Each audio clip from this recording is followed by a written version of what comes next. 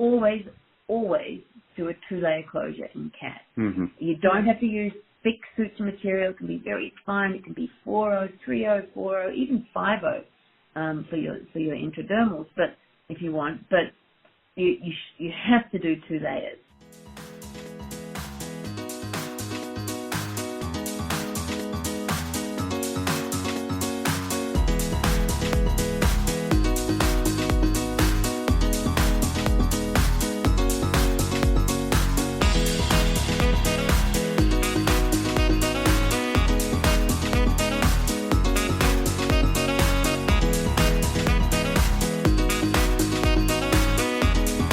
Sorry for Saying Sorry Media presents the Purr Podcast, the best podcast for feline medicine and surgery with tips, tricks, and updates for the entire veterinary professional healthcare team.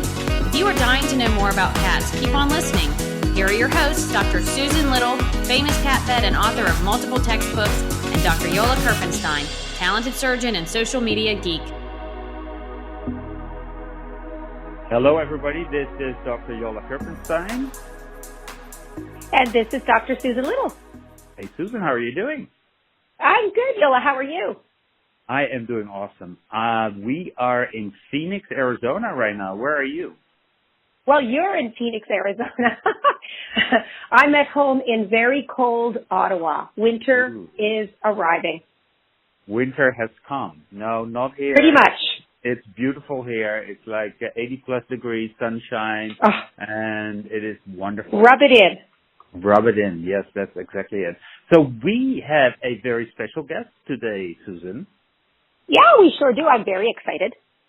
I am too. And we are here because of ACS, the College of Veterinary Surgeons, American College of Veterinary Surgeons meeting in Phoenix, Arizona.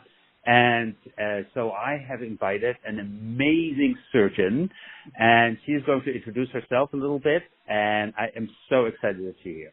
Right. Well, you should be excited because it's not often we actually have a surgeon on. So I can just sense the thrills. I really can. Well, thank you very much, Susan, and thank you, Yola.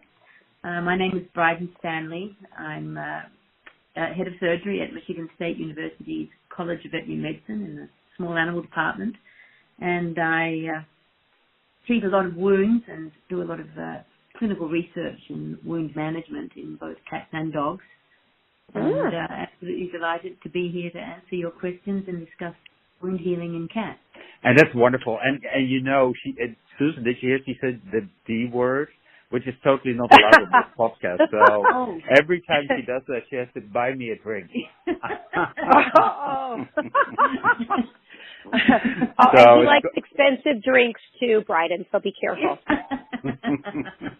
So it's going to be a good podcast already. Check. It'll be good for you, yeah. Yeah. No, but we're really excited that you're here, Bryden, and we decided to talk a little bit about cat wounds. And I think this is really interesting because I always felt that cat wounds are the same as dog wounds until I started treating them. And there are some differences here, and there are some things that are the same. So before we go to the cat wound itself, Bryden, can you give a little bit of background how you reached the stage that you're in right now? The amazing, because you're an expert in the field of wound healing, and so can you give a little history? You mean in my career? Mm-hmm. Well, I am from Australia originally, and did my veterinary degree and an internship and a registrarship in Perth and in Sydney. And then I did my residency in surgery in Canada at the Western College of Veterinary Medicine in Saskatchewan. Yay, Canada! Yay, Canada. And then my first faculty appointment was in Edinburgh in Scotland. And after a few years there and in industry for a couple of years, we went to Cambridge, and then about 20 years ago now, we came to Michigan State University, and I've been there ever since. And I've always been interested in wounds, I think, because when I was a resident, we used to see a lot of hunting injuries in many species.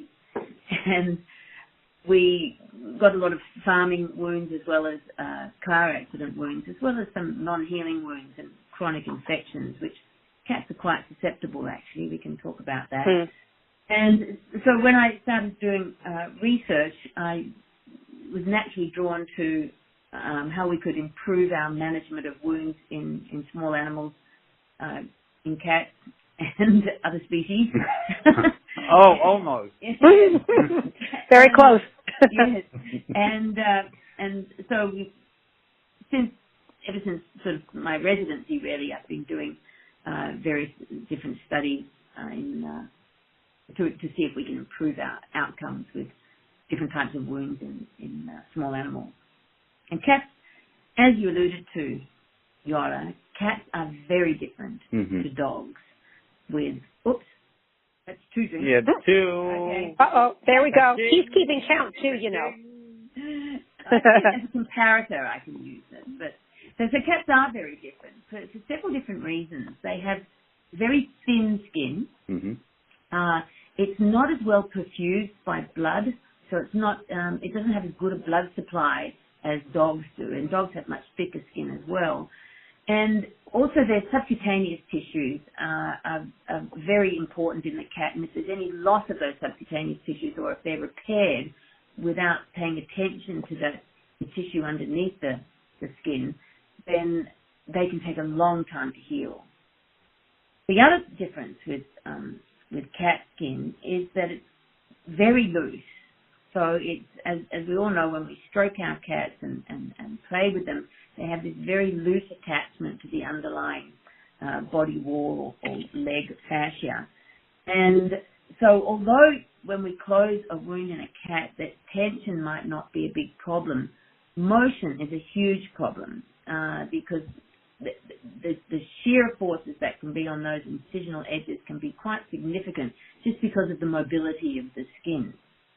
So in a way, if you were going to compare it to the D species, greyhounds would be in a similar boat. They also have very thin skin as well. But cats are absolutely you have to pay a lot more attention when you are treating a cat's wound and also closing a wound in a cat, whether it's a surgical wound or whether it's a traumatic wound or whether it's an abscess or whatever.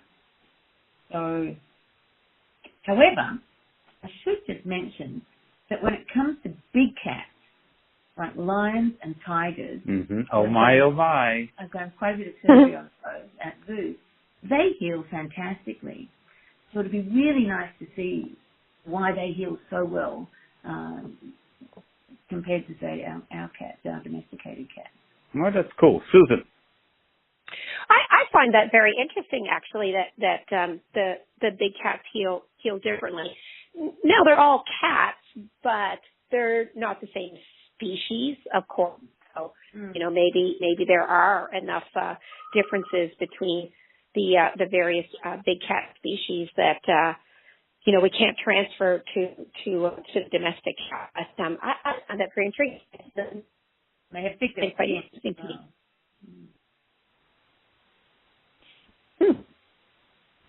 The other thing that's quite interesting in cats is that, well, first of all, I don't want to make it sound like cats are disastrous as far as a challenge to wound healing, because they aren't. I mean, they as long as you pay attention to these issues, you can have them healing absolutely perfectly. So it's not a huge challenge. It's just something to be aware of at all times. But they are prone to getting atypical infections as well. For example, mycobacterial infections or actinomycotic infections, but specifically mycobacterial infections. And because these bacteria like to live in the fat, and a lot of cats will have these sort of this inguinal fat pad, and they can hang out in there and can cause quite a lot of mischief as far as causing very chronic wounds that are difficult to manage. And I think that's an excellent point, because if I remember my worst cases, often they were cats, and they were worse because they have these indolent wounds that don't want to go anywhere, and whatever you do with them, they just stay the same, and it is so chronic and so frustrating. So cats for me are always, if they heal, I'm always pinching myself from happiness, but if they don't heal, I always start really being worried. Yes, the indolent wounds are actually very interesting in cats. And this is when, instead of getting a nice normal bed of granulation tissue that's bright red and then starts contracting down, you get granulation tissue, but it becomes paler and paler and more fibrous, and the collagen gets laid down, and it fails to contract. And in fact, it can form quite a smooth lined pocket that is you've got to kickstart it back into the inflammatory phase to get it to heal again.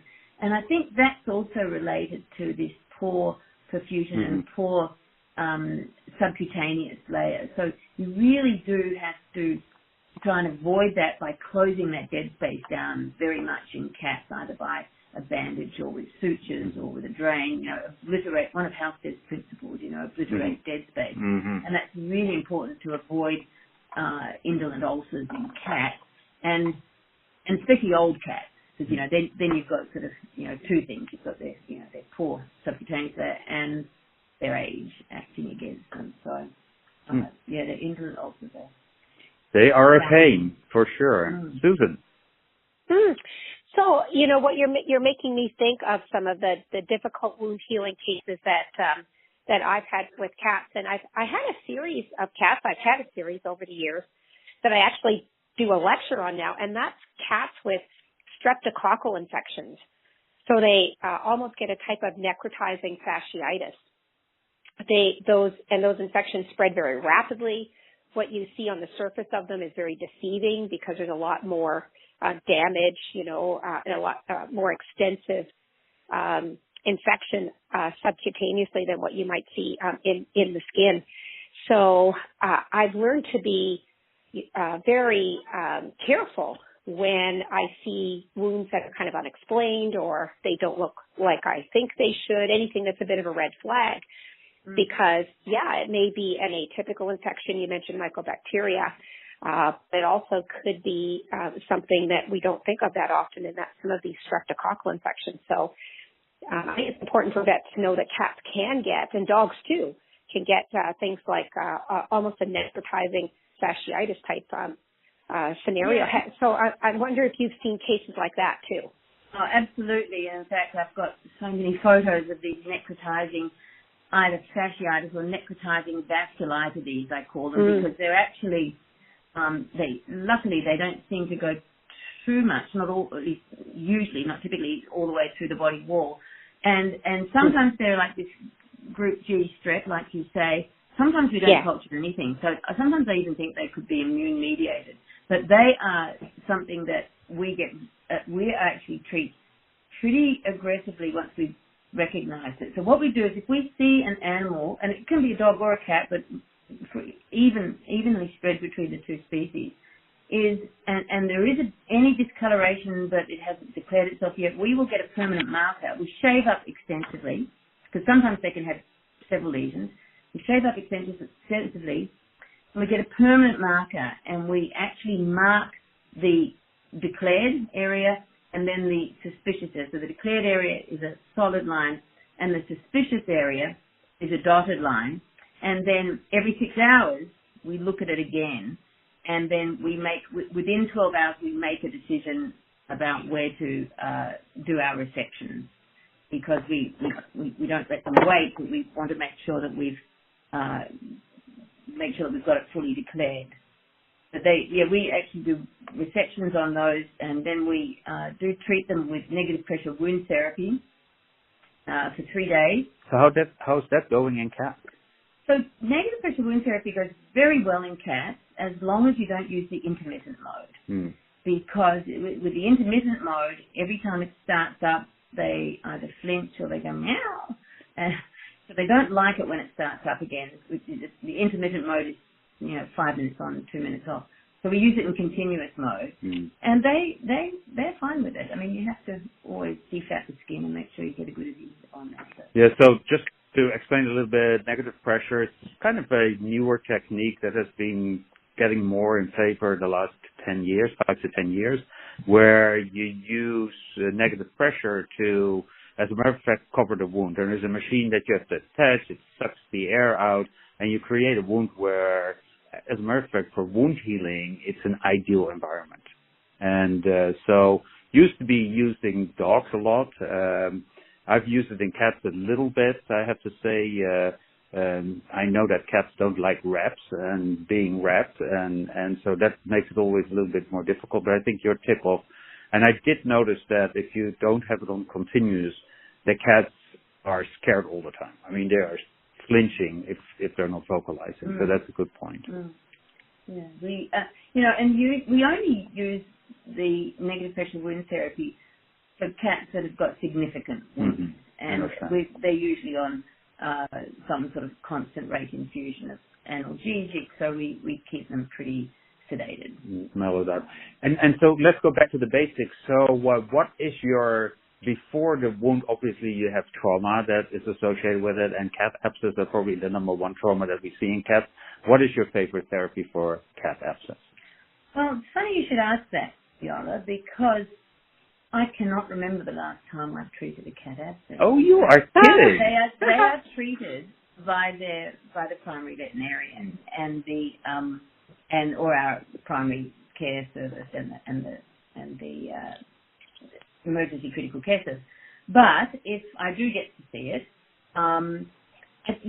these are one thing that cats do actually pretty well with it. Mm-hmm. The ultimate in wound management is to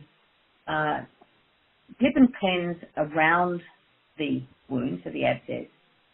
Drainage is absolutely, because you don't want to inoculate the wound with the animal's own organisms, so we use aseptic technique.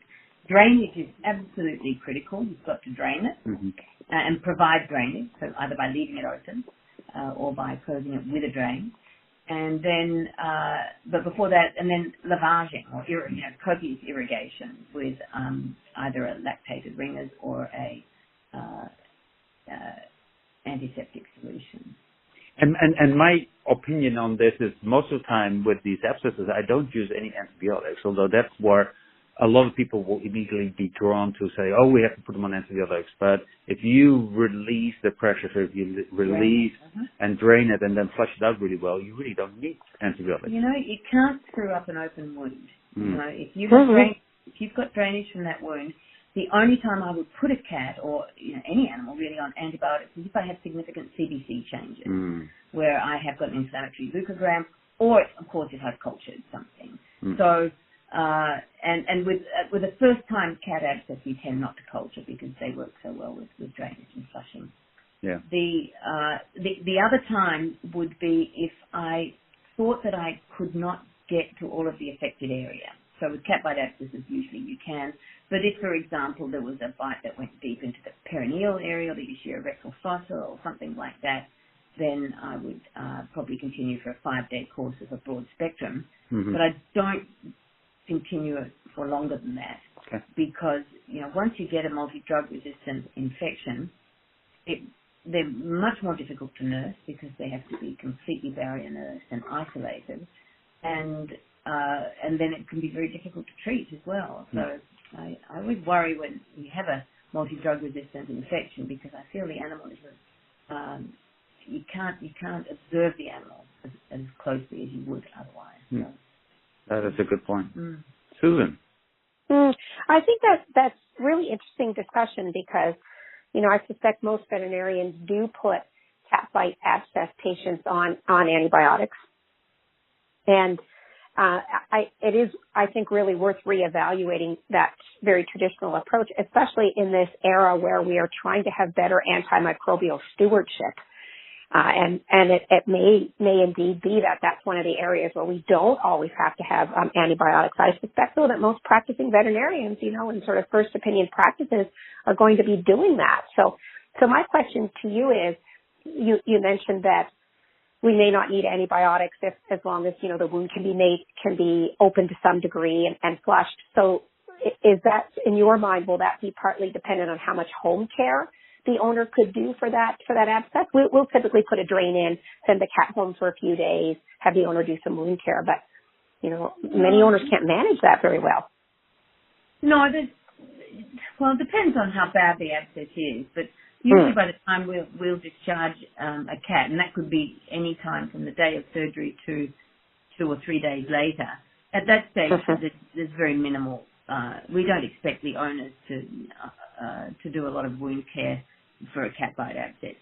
But what you're mentioning is really interesting because cat bite abscesses are so common. It would be a fantastic study to get it and do it as a multi-site or an in-practice study where practitioners all participate and the cats are randomized to either receive antibiotics or not receive antibiotics, and then we define some outcome measures and see what differences we.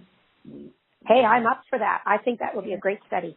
I know, and it needs to be sponsored by the AAFP or something like that. Get all the cat vets together and do that study. It should be relatively easy. Right. Yeah.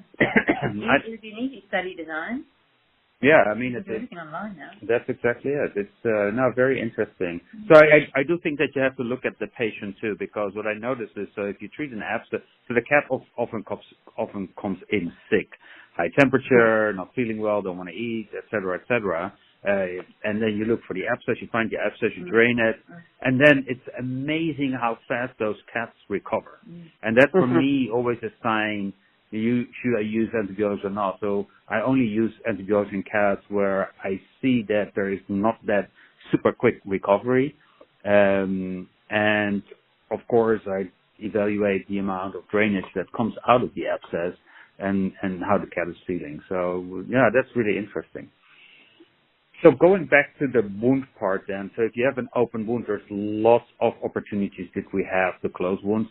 And I think, although cats might be having a disadvantage because they have thin skin, they are also awesome in doing wound reconstructions because you have so much space and flexibility and we can talk for hours about this, but don't you agree, Bri, that this is cats are just a dream to do skin flaps on. They've got lots of flank fold and elbow fold skin that you can use. So they're absolute, you can manipulate their skin, is very viscoelastic, and as I mentioned before, it's loosely attached to the underlying fascia, so you can lift it up and put it just about anywhere. The things you have to pay attention to when you're doing skin flaps is to or any sort of skin closure is to make sure that when you develop the skin flap, you bring the subcutaneous tissue with the flap. You leave as much subcutaneous tissue with the flap as you can because that blood supply to the skin is critical. It has to come through that subcutaneous fat layer in cats. And then when you're doing your closure, you should always do a 2-layer closure in cats. You don't have to use thick suture material. It can be very fine. It can be 4-0, 3-0, 4-0, even 5-0. For your intradermals, but if you want, but you have to do 2 layers, and then if it's a chronic wound and it's predisposed to getting an indolent ulcer, like it's already got this chronic granulation tissue, pale fibrous granulation tissue, then you need some way of making sure you can get that skin layer adherent down to the body wall, either with bandaging or a drain or suturing. And then what I will do if it's in a mobile area or if it's an elderly cat or if I'm at all concerned about the closure, I will augment that closure with bolster sutures or some stent sutures, something that will just take the tension off that primary suture line, the subcutaneous and the skin. And those sutures only stay in for 3 days, but that's enough for the skin to adapt to the stresses and strains that have been placed upon it. Great. Susan? Oh, I think that's really interesting. It's even though I'm an internal medicine person,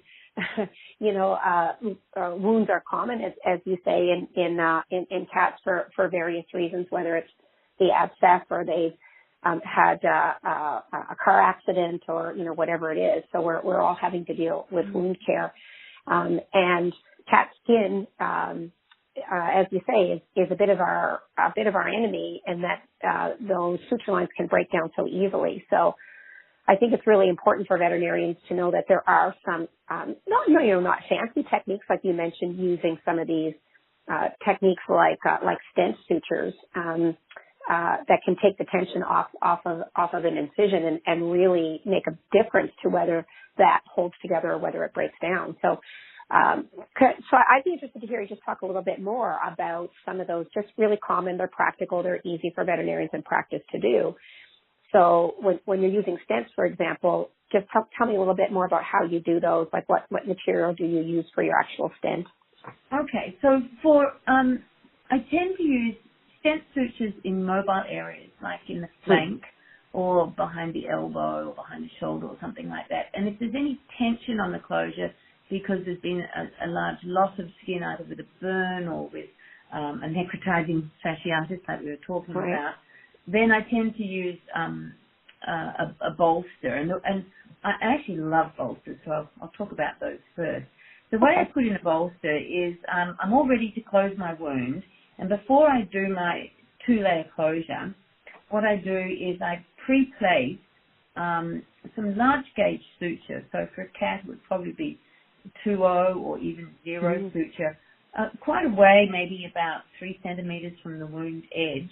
And I pass just these big, simple interrupted sutures going 3 centimeters away from the wound edge, sort of into the wound, quite deep, and then coming out the other side. And I just leave them there, and I'll place them about 3 centimeters apart all the way along that wound. So there could be 3, there could be 6, there could be 8. And then I just leave them. And then I go ahead and do my 2-layer closure. And so I've got my wound closed, and I've got these big sutures hanging out either side of my incised or my closed incision. And then I place an adaptic or some sort of non-adherent semi-occlusive dressing on top of to protect the suture line. And then I get some sterile cling or some sort of cast padding, something that's very soft, and if it's a little hard, then I'll unroll it and roll it up again aseptically, still maintaining aseptic technique. And then I just place those on top of those few rolls, 1 or 2 rolls, on top of the incision, on top of that dressing. And then I tie those simple interrupted sutures. And I don't tie them down really tightly. I tie them just so they're snug. And tie them all the way up across the wound using as many bandage rolls as I need. I've got lots of photos of these that I want to put them on the podcast. Oh, that's a good idea. We could add a photo or two to the podcast website. That'd be very cool. So you're tying it around that bandaging material essentially to take the tension off. Right, take the tension off your primary suture line, and then after 3 days you can take them out.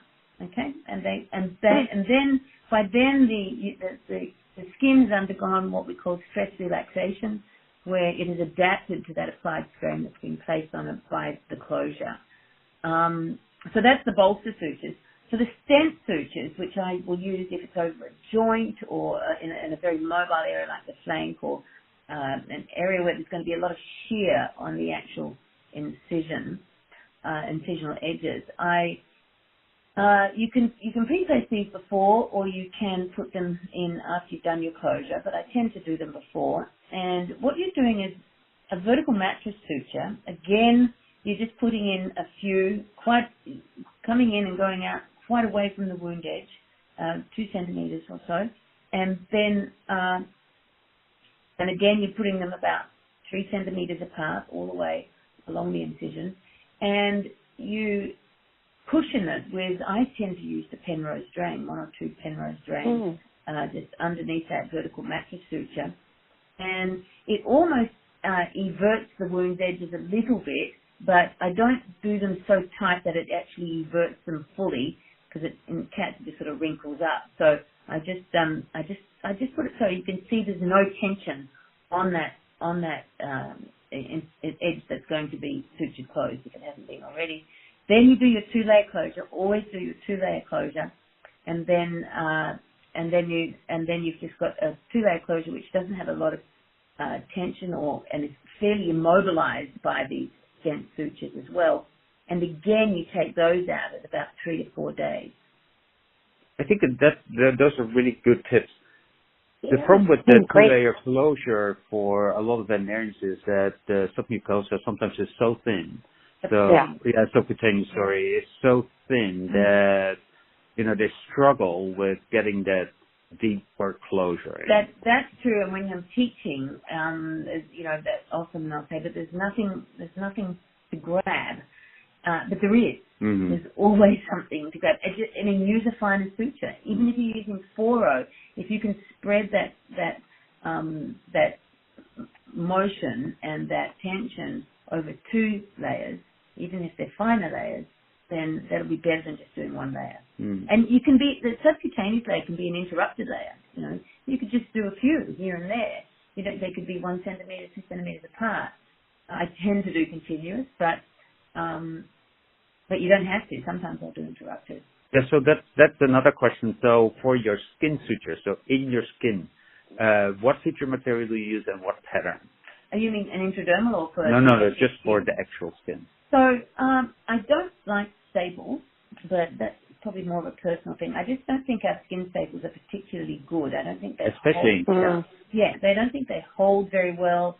They distort, or when they're deployed, they will often twist and distort. And of course, they can very easily with that cat tongue, if it gets to it, be licked out. Mm. And so I tend to use very simple sutures. I won't use simple interrupted that much, but I'll use cruciate sutures. Mm-hmm.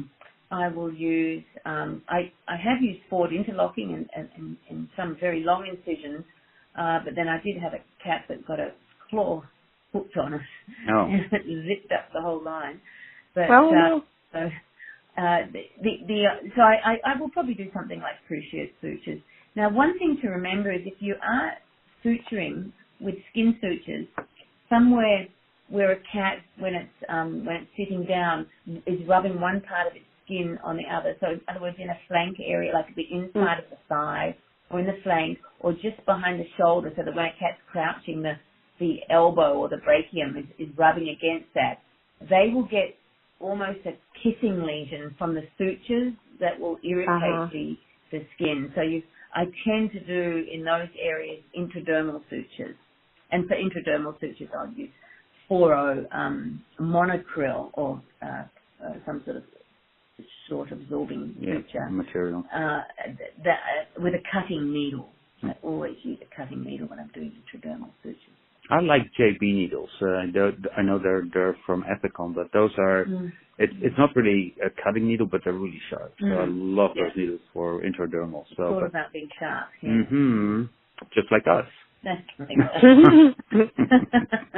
So we're almost at that 30-minute break point where we have to stop. I have one more question for you, and then we'll have Susan have one more question.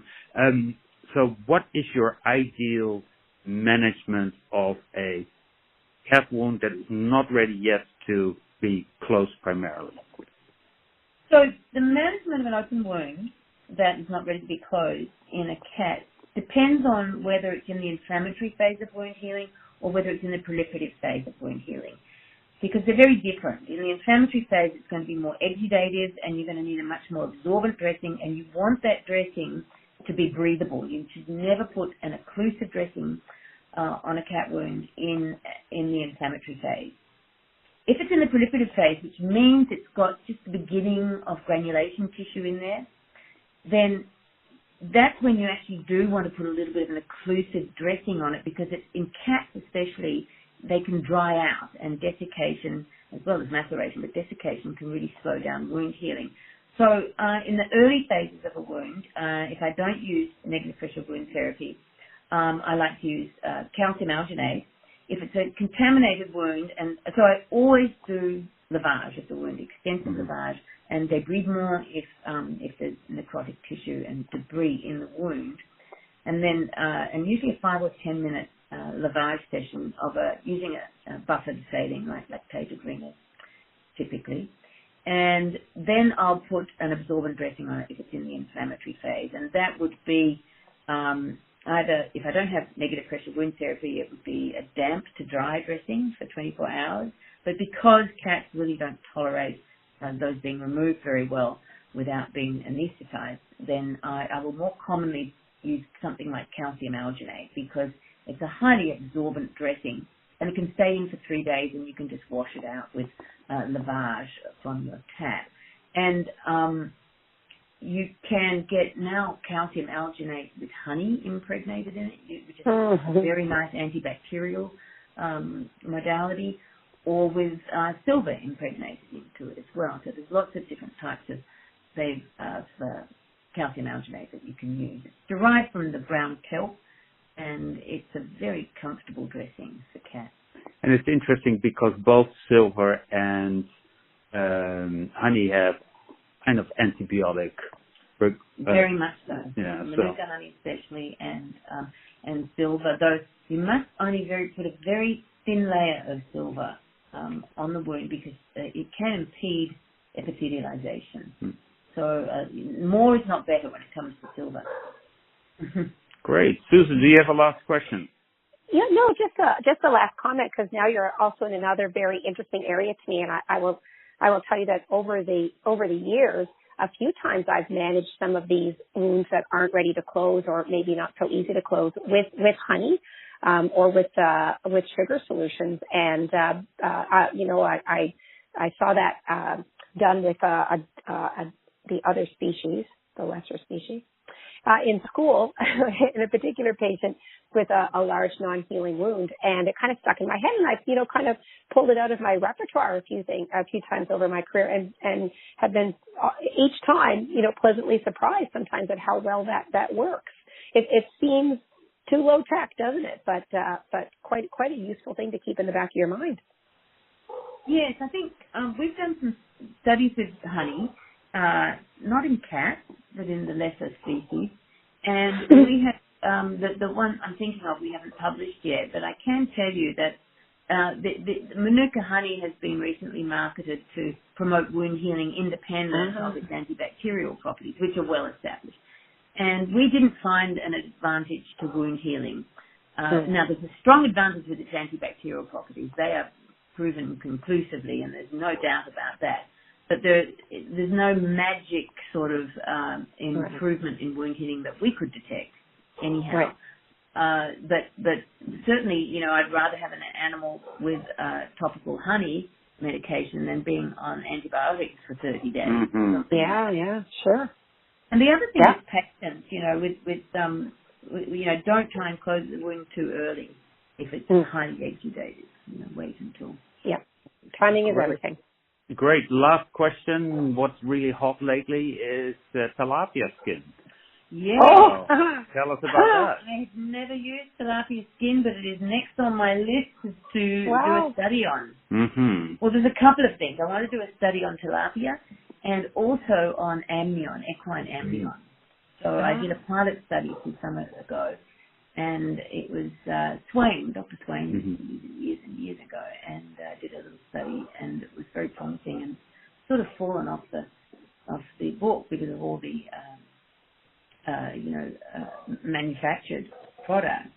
But I think it appears to work very well in the pilot study that we used when we used it. And, it comes with a whole lot of growth factors and stem cells, and it's sort of it has immune privilege, so there's no sort of reaction to it. So tilapia and amnion, I think. Yeah, so the only thing that I always wonder about is the antimicrobial aspect of both of them. So for the tilapia, you obviously need to sterilize them in a way, because you can't just slap on tilapia skin, because you will introduce all the bacteria that are floating around in and wherever they are getting slaughtered. And with the amnion too, you have to be very careful. So there's a protocol of preparation that we had. I mean, first of all, it has to be a delivery with no complications. The amnion has to be immediately collected, so I had a group of students that would be out there in the middle of the night getting this amnion. Not you? Before it hit the ground. No, I was sleeping soundly. And then we had a process which took about 5 or 6 hours of repeated spraying and lavage, and then freezing, then layering and then freezing. Wow. Yeah. So it wasn't sterile, Mm-hmm. but it was prepped according to a published protocol. Yeah. Okay. Yeah. So I think this is fantastic. So thank you so much, Bri, for being with us and entertaining us. We got the idea to do this like 2 days ago. So and thank you, Susan, for being on. This has been great. Yeah, I've learned some things, which is always great. Thank you. That's exactly it. So we learn every day here. So, but thank you so much for being here. And remember, I'm up for that study. I'm up for that abscess study. Count me in. Oh, perfect. Absolutely. And then I wish you lots of success here in Phoenix because you still have to have a lot of lectures. Fine. And she's an awesome lecturer, funny and awesome. So thank you so much, and we'll thank you. Soon. Thank you. Bye bye. Say bye bye. Bye. Hello, this is Dr. Yola Kurfenstein. Thank you for listening to our podcast. Please note that all opinions given here are purely Dr. Susan and my interpretation. Veterinary medicine is a beautiful but complicated profession, as no animal or case is exactly the same. Well, there's one thing for sure. Yeah. Yola and I have strong opinions, and we're not afraid to say them. So that's a good thing, though, isn't it?